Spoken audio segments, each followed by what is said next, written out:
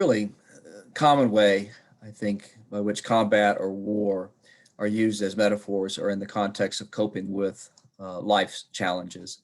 That has certainly been true for me. It would be true for me even if I did not have bipolar disorder. It's pretty serious mood disorder, fairly serious mental illness. And I think that, as I'm going to try and show you, um, drawing upon war and combat as a kind of metaphorical reference points has been really useful to me. These are the terms that I'd like you to know for this portion of the presentation. And by the end of this presentation, this portion of it anyway, you should understand the application of deontological, consequentialist, and errantaic ethical reasoning to war. The Vietnam War, actually, I'm not going to cut this out, but we're not going to use the Vietnam POW/MIA issue. Don't need to worry about that. Coping versus control as command styles is the other thing that I want you to understand. So, okay. And then finally, the significance of the 7 days battles during the U.S. Civil War. Okay. The three types of ethical reasoning. In metaphorical terms, I draw upon one of these types of ethical reasoning as an explanation for why it is that I choose to talk openly about having bipolar disorder. And I'll get to that in a moment. But there are really sort of at least three types of ethical reasoning that we use commonly and that are all relevant to war. The first kind is deontological ethical reasoning. And this is that our actions as human beings must respect moral absolutes, that there are some things that you simply can and cannot do. Okay. For example, even in the context of war, we normally agree that it is always wrong to torture a prisoner. That's not to say that that prisoners are not always tortured. They are. It is, and it is to say though that when you're doing this kind of activity, torturing a prisoner, you're running up against a deontological moral absolute that is so strong that if you are going to do it, you're going to pay a considerable price in terms of getting a black eye internationally. There are other costs that you are likely to pay, but the problem is that you are running up against something that human beings still tend to regard as being categorically wrong. Most reasoning, though, in war is consequentialist in nature, or another way to put it is utilitarian. The idea here is that actions are right if they are useful or for the benefit of a majority. So an example of that we've already seen is the principle of double effect.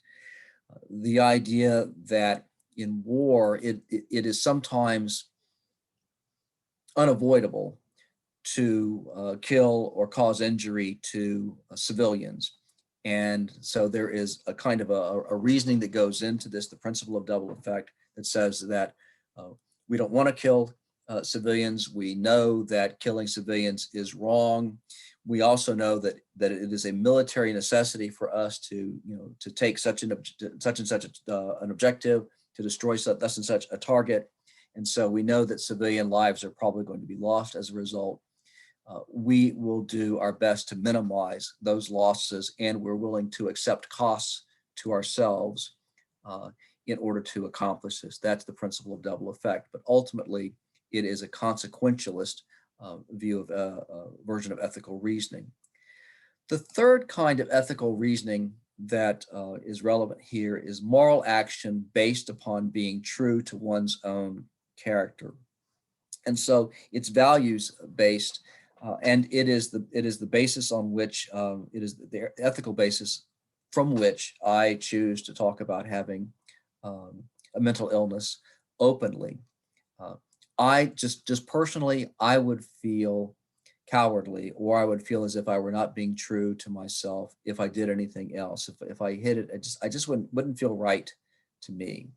But that's a personal choice. It doesn't mean that I'm more noble than other people because I do it this way. It just means that I'm being true to my own character. Uh, if someone wants to protect their privacy, absolutely, in the context of having a mental illness, that is their choice. If they want to reveal that they have a mental illness only in certain specified situations, that is their choice. If they want to talk openly about it in terms of mental health advocacy, that's their choice as well. And that's the choice that I make. And ethically, it flows from my own understanding of my own character. But here is the example, though, that I would like for you to be thinking about from the standpoint of history, and its recent history. It is the example of General Carter Ham, who was who fought in both Afghanistan and Iraq, commanded soldiers there, and then was the general in charge of all troops in the European theater later on. And as a four-star general, he decided to speak out about having post-traumatic stress disorder himself in order to model for his soldiers that it was okay, and that it was appropriate, and that it was soldierly behavior to acknowledge that you were struggling with PTSD and to get help for it. This was something that the Army was pushing from a policy standpoint, but it is one of those things where, it's like, do as I say, not as I do. That was the fear that General Ham said. Yes, we want you to get help for PTSD, but hey, as for me, I'm definitely bulletproof. You don't see me asking for help for stuff like that. Well, General Ham thought it was important to model for his soldiers that he was seeking the kind of help that he encouraged them to seek. This next video gives you a brief idea of what General Ham's example was like.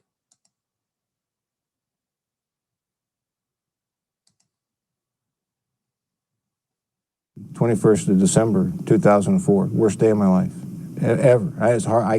I cannot imagine how a day could be worse than that. 22 people under Ham's command killed by a suicide bomber. Specialist Robert Unruh took a gunshot wound to the torso.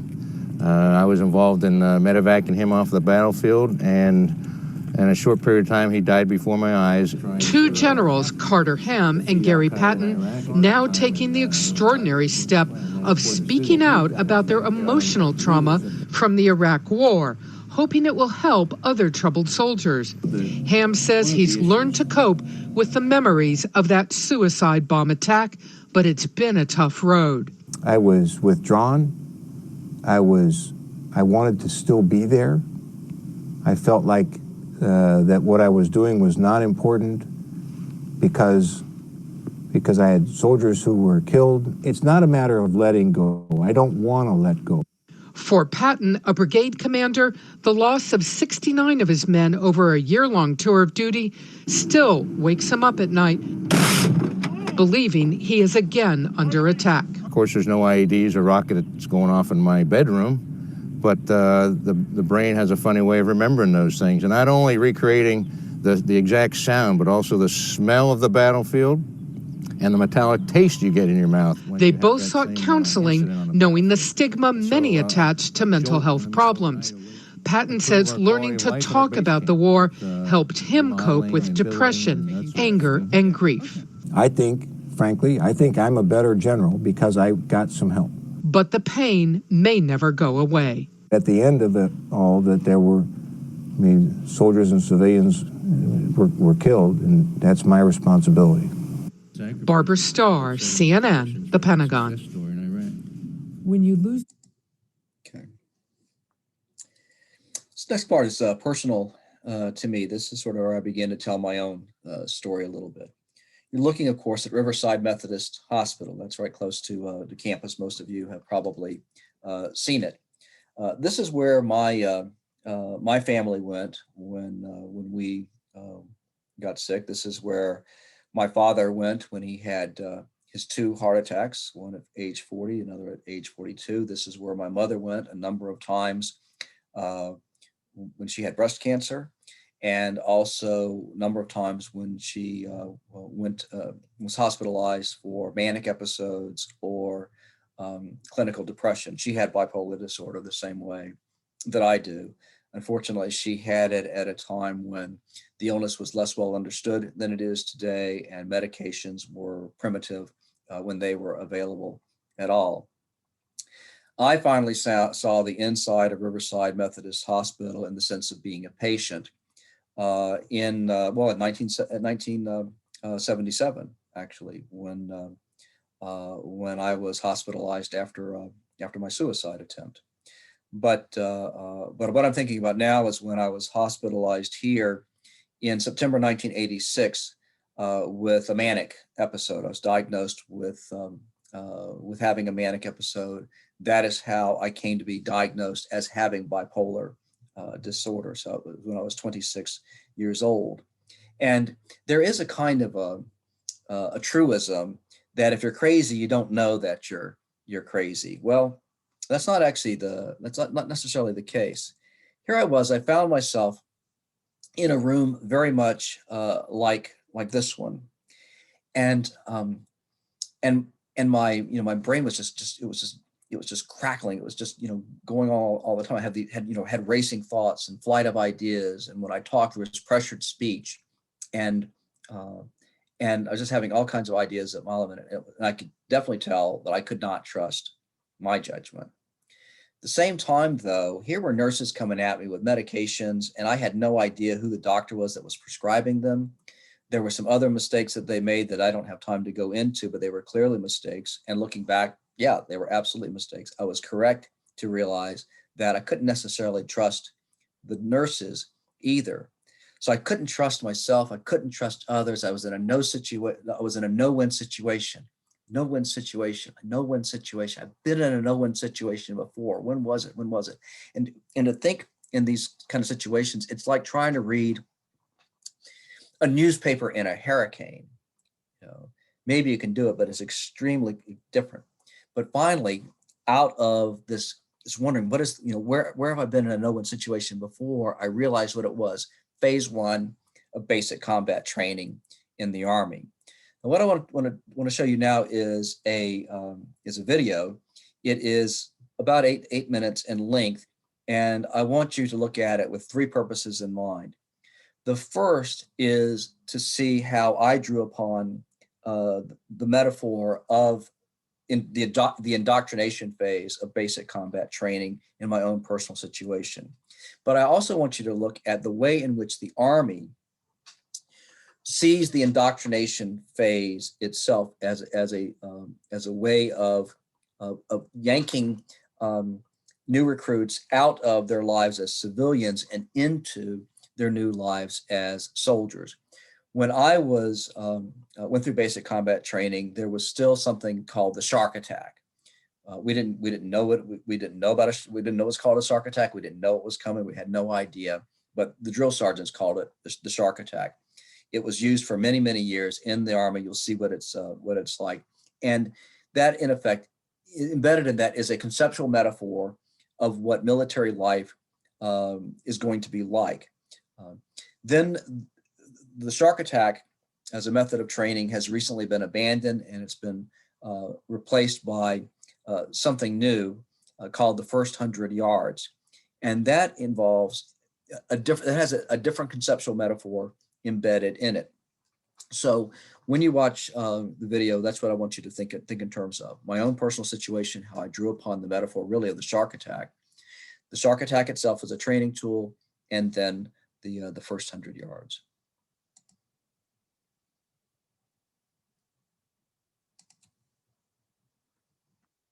Why are you switching back? Shut up! Shut the hell up! Why are you switching back? Pick the right one up and put it over your damn head. Do you understand me? Yes, dear Sergeant. This way! Let's go! is the shark attack, Get off there! Get off there! a mandatory rite of passage for every future U.S. Army soldier on day 1 of basic training. Good!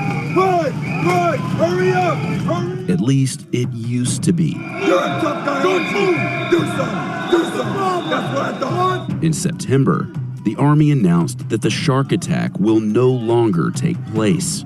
This year, we developed a new training event for our initial entry soldiers. Hustle, let's go! Instead, the Shark Attack has been replaced by what you see here. Whoa, hey! An event called the First 100 Yards.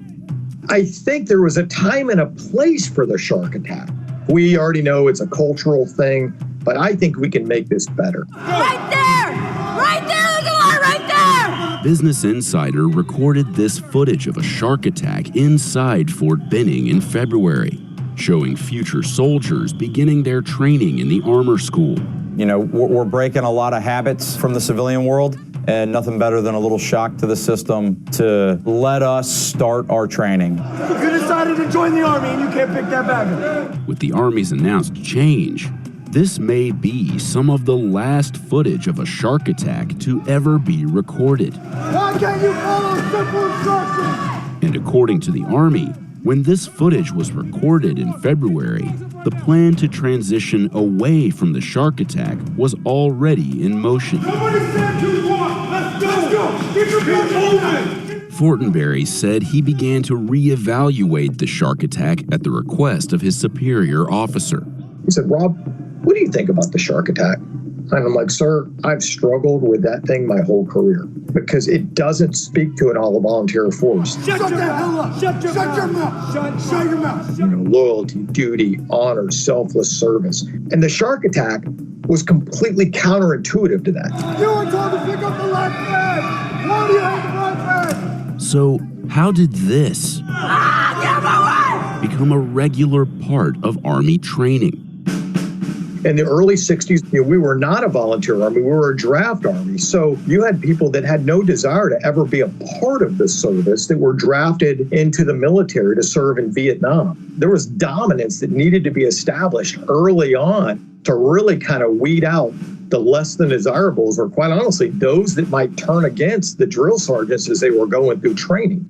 The draft era ended in 1973. And the Army returned to being an all-volunteer force. But the Shark Attack remained an undocumented part of basic training. Why are you moving? Why are you moving? It has never been written down in any historical document. So it's literally been tribal lore and just passed on from generation to generation. And I think that's really important. Close your eyes again. I dare you. What was it designed to do? What were the outcomes of the Shark Attack? And it's almost a trick question because I did my homework and it's not codified anywhere. There are no outcomes for a Shark Attack. Pick it up. Pick up your bag and hold it. Pick up your bag and hold it. Aside from the yelling, one of the basic components of a shark attack is trainees being ordered to lift and hold their duffel bags above their heads. It was mass punishment, so there was nothing to achieve, there was nothing to gain. It was, quite honestly, it was survive it. Just survive whatever was getting thrown at you, but it didn't result in any success or failure. It was just survive an hour of just getting screamed at, yelled at, and holding a duffel bag. It's almost like the Shark Attack allowed you, for that moment in time, to not treat somebody with dignity and respect. How do you still not understand this? He just said it. That's a great example of how it betrays the trust. And I'm going to humiliate you as a man, as an individual, or as a woman. And then literally, once this event is done, I'm going to tell you how you need to believe in me. As a drill sergeant, my job is to build trust with you so that when I say something or when I ask you to do something, you believe in me because you know I have your best interest at heart. It's leadership 101, right? Hustle. Let's go. This is what's replacing the Shark Attack. The First 100 Yards. Or as it's known in the armor school, Thunder Run. Fort Benning provided this footage of the event in action. And while the tone is different, it's clear the drill sergeants aren't taking it easy on the trainees. Stop walking! You better stand the off, yes? Yes, drill sergeant! We still scream. We still yell. We still drive intensity and momentum because we want to have that shock We want to have that confusion. Stop wandering with your eyes. The difference is that there's an outcome to be achieved versus during the shark attack, desirables are. All right, you have 1 minute to memorize this palette. The event takes place over 2.5 hours. It includes a mock battlefield resupply mission. You have 1 minute. Get a good look at it. Everybody get a good look at it. Their first thing when they get that resupply mission is the drill sergeant leads the men, leads the platoon with a simple follow me. Let's go. First, communication is key to succeed as a team. Let's go. He's driving it. He's leading it. He's leading by example. The event also includes competitive fitness tests, featuring exercises from the Army's combat fitness test, like leg tucks, push-ups, and the standing power throw. It's 2.5 hours of straight physical exertion. So, as you go through these events, if you lose, you get smoked or you do corrective training. There are consequences to failure. There are consequences to loss. One of the last phases of the first 100 yards features a demonstration of an infantry squad in action. We show them what a real infantry squad looks like. And this could be you in 22 weeks. Through your determination and your desire to succeed, this could be you. So let's start the journey. I want to put them through a challenging test where winning does matter. I want them to taste success if they've applied to the best of their ability what they've been able to achieve through physical hardship. And the results of that is they've tested themselves. They've tested themselves the first time. Hi, I'm Graham Flanagan, producer of Business Insider's Boot Camp series. Current and we gotta move on. The part about the shark attack that got to me, and our shark attack was not like that, but it was similar. But what was striking to me was that it was the sort of the opening gun of about 2 weeks time. It was called phase 1 of basic training, or the indoctrination phase, or we put phase and then a pretty strong expletive in between phase and 1. But what was characteristic of it was the no-win situation, constantly being placed in situations where if you did one thing it was wrong, if you did the other thing it was wrong. So like get up, you got up wrong, get down, you got down wrong, get up, like that, back and forth. And that's what I mean by a no-win situation. Well, out of that, thinking about that, and bear in mind, I'm psychotic. I'm floridly manic, and not only that, I'm taking really strong anti-psychotic drugs, haloperidol and so forth, which are basically sort of thought shredders. The idea is to sort of get your biochemistry that's just sort of overfiring to get it to calm down. So you're going through that as well, and yet even in that state, and once I keyed in on the no-win situation I'm thinking about was phase 1 of basic training at Fort Sill, and then out of that came I remembered my 3 general orders. Now, every service has got general orders. The Navy and the Marine Corps have, the last I looked, 11 general orders, and they all have to be memorized. I think the Air Force is down to 3. I know that the Army is down to 3 and has been for a long time. I have these memorized to this day, and they are so well memorized that I could remember them verbatim while psychotic in a psychiatric ward. And these are the 3 general orders. First, I will guard everything within the limits of my post and quit my post only when properly relieved. I will obey my special orders, perform all of my duties in a military manner. I'll report violations of my special orders, emergencies, and anything not covered in my instructions to the commander of the relief. Now, what I did was I took those 3 general orders and I used them as a template to understand the situation in which I found myself.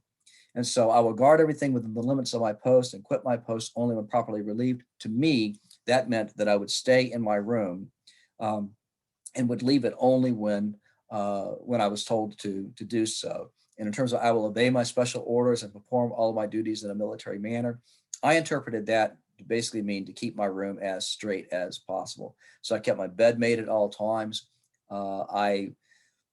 Anything else that was out of place, I kept it in place. And then I will report violations of my special orders, emergencies, and anything not covered in my instruction to the commander of the relief. I interpreted the commander of the relief to be the nursing station. And so anytime there was something going on that I didn't understand, I would go there. And of course, that's where you'd get your medications and stuff. And I would always go there and take whatever the hell they had me take. I was out of the hospital in a week. That's very unusual. And I tell you right now, I gotta believe that part of it was a function of I didn't have any health insurance, and they weren't going to keep me any longer than they needed to. But they certainly were not going to release me any sooner than it was safe to do so. And so it's striking that I went in on one Friday, and then I was out by midday on the following Friday. And it was really, in considerable measure, a function of being able to draw metaphorically on my experience of basic training.